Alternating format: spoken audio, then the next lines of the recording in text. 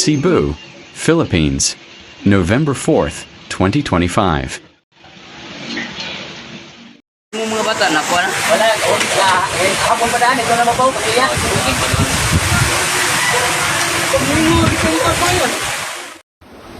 Wala, ito, makatabang na mo dari, oy. Wala ka da.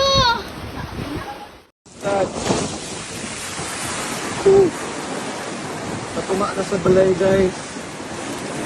Never na mo rescue, Bacayan, Villa del Rio 1, please lang. Palihog ko sa mga nakakita, please. Naami sa Villa del Rio 1, Bacayan, Cebu City. Tens of thousands took shelter in coastal provinces of the Philippines on Monday as powerful Typhoon Tino made landfall in a region hit by some of the country's deadliest storms.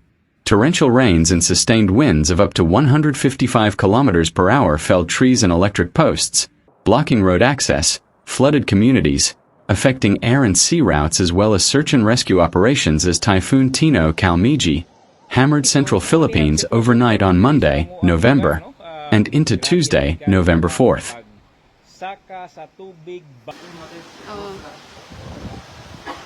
Guys, mani ang situation karon sa Villa del Rio, Bacayan. Mga power bank. Bakit ito? Wala sila.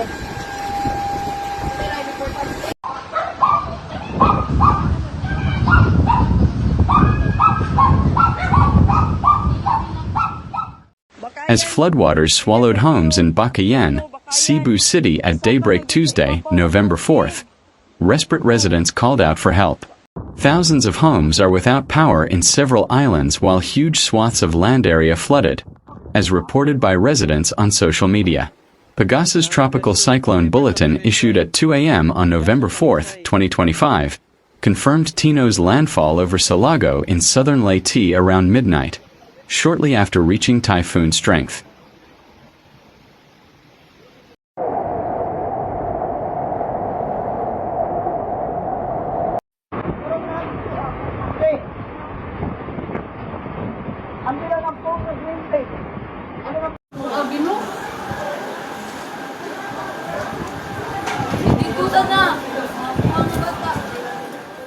Cebu province alone reported over 100,000 individuals displaced as of Monday night. Several areas reported flooding and rescue of trapped residents, including those in Mandaue City, Liloan, Consolacion, Mandaue City, Cebu City and Talisay City. Dozens remained stranded in the upper floors of their houses and needed rescue after Typhoon Tino dumped intense rains in Metro Cebu on Tuesday, November 4th, 2025.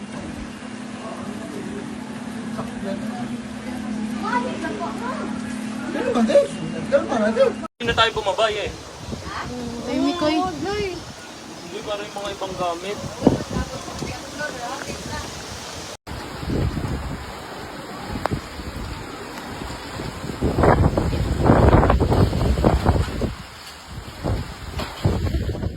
Severe flooding, mostly due to overflowing rivers, have been reported in huge parts of the metro including the cities of Cebu, Talisay, Mandaue and the towns of Consolacion and Liloan, according to the latest report from the provincial government.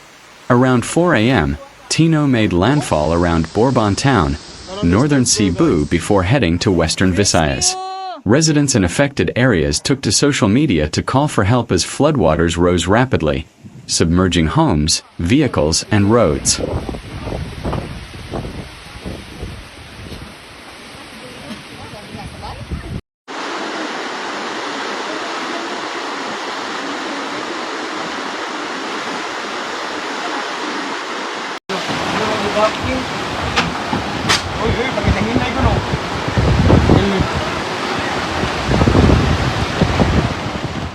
In Cebu City, severe flooding hit Barangay Bacayan, particularly the Villa del Rio 1 subdivision, where water reached the second floor of houses. Cebu City Councilor Winston Pepito, who resides in the area, said in a Facebook Live broadcast that rescue operations have started but were limited due to unsafe conditions. Residents were seen taking refuge on rooftops while several cars were fully submerged. bisan situation na mo, ang among balay, may tupong na sa atop ang tubig nga namin sa pika sa among balay.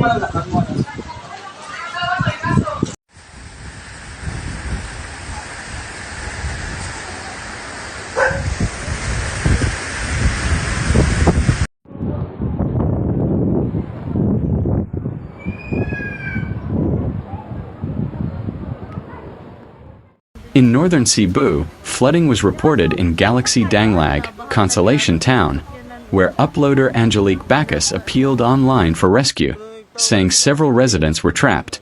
The front of Danao Provincial Hospital in Danao City was also flooded. In southern Cebu, rising waters were reported in Pueblo San Ricardo subdivision, Talisay City, where resident NYM Wales Dayday said the first floor of her home was already underwater by 6:30 a.m.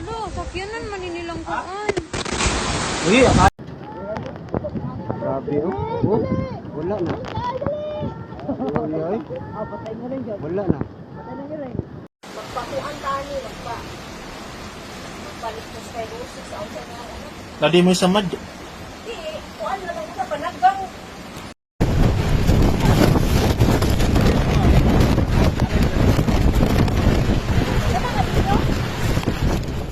Emergency crews and local officials in Talisay City in Cebu moved Tuesday to secure animals at Crocolandia, a small wildlife park in Barangay Bacayan, after floodwaters reportedly breached parts of the facility's perimeter as Typhoon Tino's rains inundated low-lying areas. Initial field reports from barangay responders said sections of a wall had collapsed due to swiftly rising water, prompting a precautionary sweep of the grounds and adjacent waterways while staff worked to reinforce barriers and transfer animals to safer enclosures.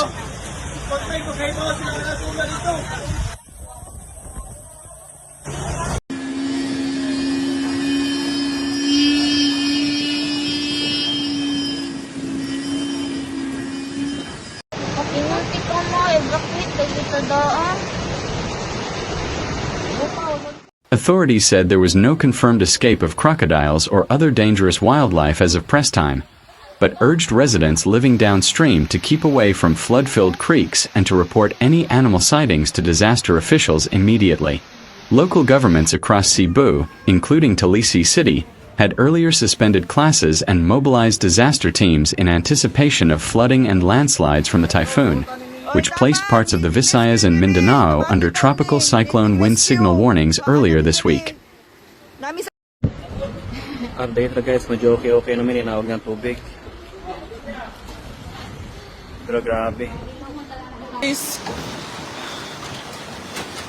Guys, basig na yung magka-rescue diha guys.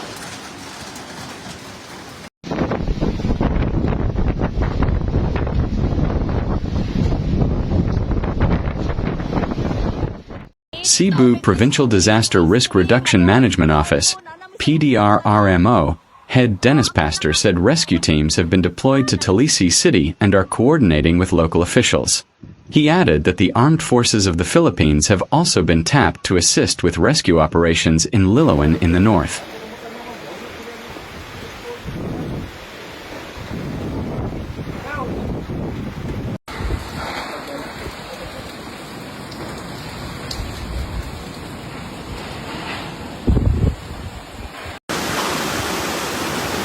We need urgent help.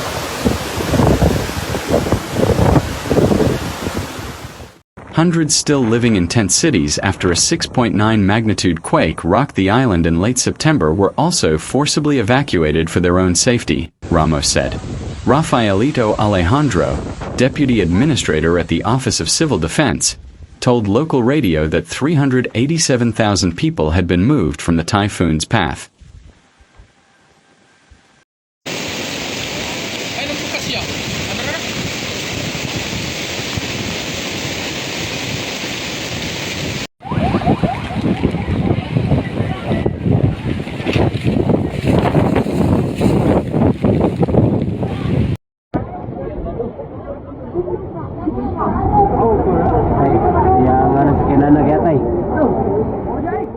As of 8 a.m., Pagasa reported that Typhoon Tino was moving closer to Panay Island.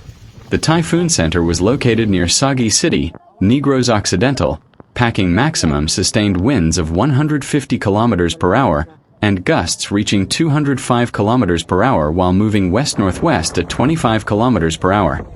Strong to typhoon force winds extended up to 300 kilometers from its center.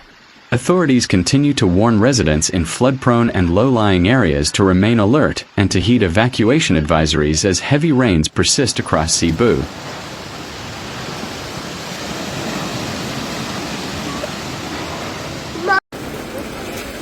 Base tabang nag-storm surge diri sa Deka Dumulog.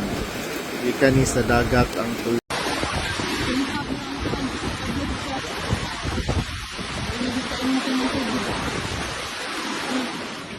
The storm's eye was then approximately 360 kilometers east of Liloan, eastern Samar, before crossing central Visayas.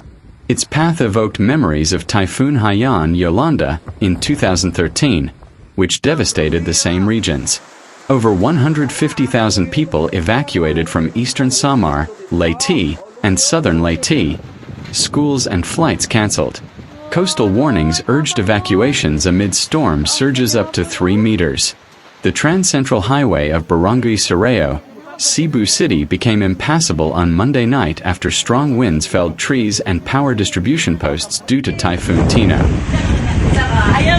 Ako ni Sin sa City Hall. Ha? Ako isin.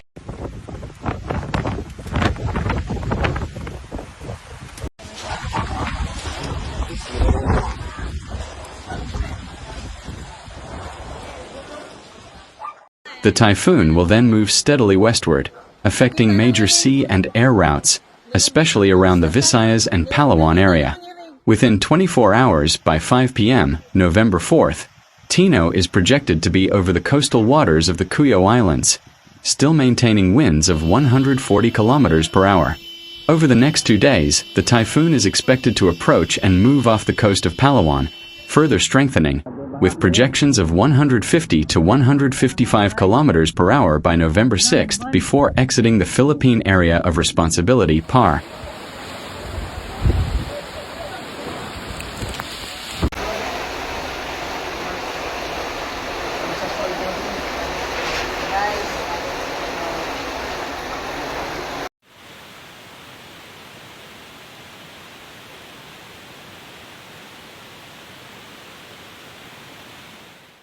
Hundreds still living in tent cities after a 6.9 magnitude quake rocked the island in late September were also forcibly evacuated for their own safety, Ramos said. Rafaelito Alejandro, deputy administrator at the Office of Civil Defense, told local radio that 387,000 people had been moved from the typhoon's path. The Philippines is hit by an average of 20 storms and typhoons each year, routinely striking disaster. Nilapas ang gini sa tao, waluwi kayo mga bay. Pusog panis ka piniyagi.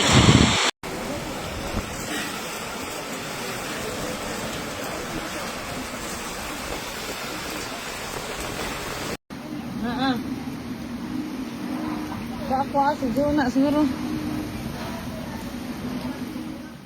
Scientists warn that storms are becoming more frequent and more powerful due to human-driven climate change.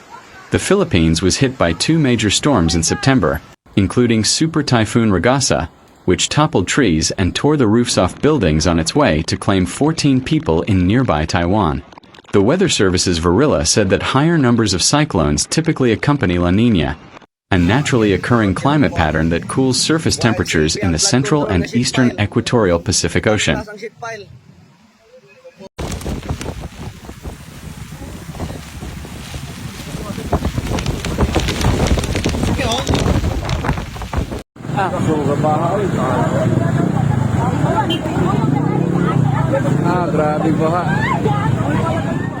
The advance of Typhoon Tino has caused significant disruption to travel and daily life, especially in the Visayas and Mimaropa regions.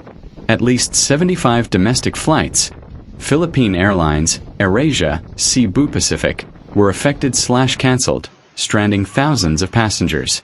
Sea travel has been suspended in Surigao del Norte and nearby islands as waves grow dangerously rough. The authorities have also closed schools and businesses, while coastal communities were encouraged to evacuate to safer ground.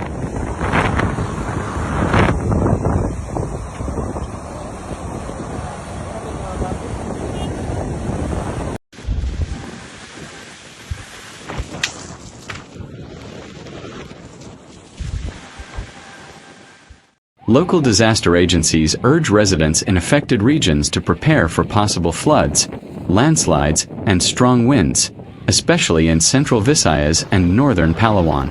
PAGASA and the Civil Aviation Authority of the Philippines, CAAP, continue to issue regular updates, advising travelers and residents to stay alert for further disruptions.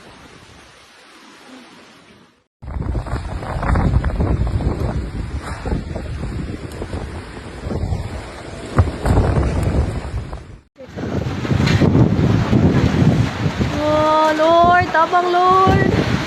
Taas sa gihapon, oh.